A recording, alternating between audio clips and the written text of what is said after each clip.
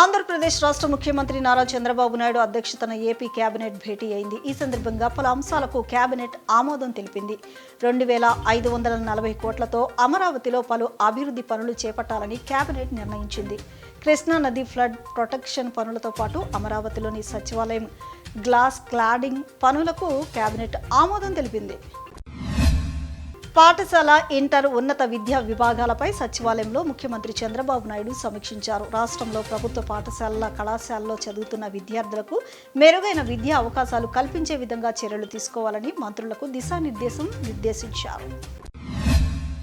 ఈశ్వరుని దయతో రాష్ట్రమంతా పాడి పంటలతో సుభిక్షంగా ఉండాలని, ప్రజలందరూ సంతోషంగా ఉండాలని యాగాలు చేస్తున్నట్లు రాష్ట్ర గృహ నిర్మాణం, సమాచార పౌర సంబంధాల శాఖ మంత్రి కొలుసు పార్థసారథి పేర్కొన్నారు. CM Chandrababu Naidu, deputy CM Pawan Kalyan, మంత్రి నారా లోకేష్ నేతృత్వంలో రాష్ట్రం సుభిక్షంగా ఉండాలని ఆకాంక్షిస్తూ రాజశ్యామల యాగాన్ని నిర్వహించామని మంత్రి సారథి వివరించారు. ఏపీలో 10వ తరగతి ఫలితాల్లో బాలికలే పైచేయి సాధించారు. రాష్ట్ర వ్యాప్తంగా 85.25% ఉత్తీర్ణత నమోదైంది. 87.90% మంది బాలికలు ఉత్తీర్ణులు కాగా 82.68% మంది బాలురు పాస్ అయ్యారు.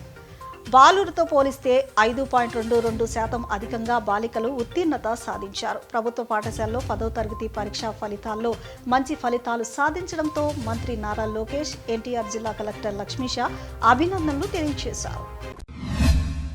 ఒక విద్యావంతుడైన నాయకుడు విద్యాశాఖ బాధ్యతలు చేపడితే ఫలితాలు ఎంత అద్భుతంగా ఉంటాయో నేటి 10వ తరగతి ఫలితాలు నిరూపిస్తున్నాయని ఎమ్మెల్యే కాలువ శ్రీనివాసులు కొనియాడారు.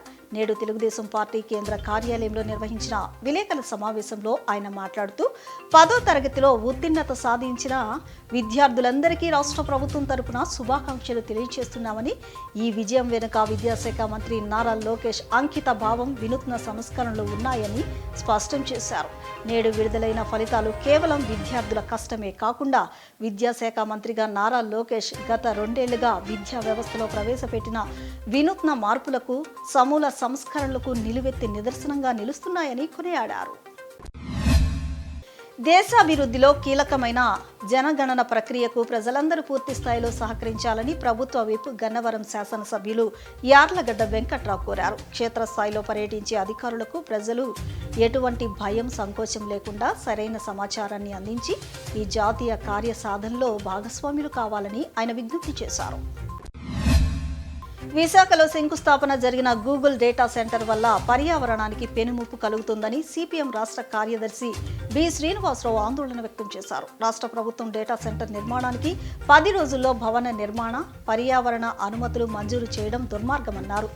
ఏ కేటగిరీలో ఉన్న ఈ భవన నిర్మాణానికి ఆగమేఘాల మీద ఇచ్చిన అనుమతులు పునఃసమీక్ష చేయాలని ఆయన డిమాండ్ చేశారు. కేవలం రిలయన్స్ వంటి ప్రైవేటు కంపెనీలు పెట్రోల్, డీజిల్ ధరలు పెంచుకునే క్రమంలో భాగంగానే రాష్ట్రంలో గ్యాస్, ఆయిల్ సంక్షోభం వస్తుందని ఆయన ధ్వజమెత్తారు.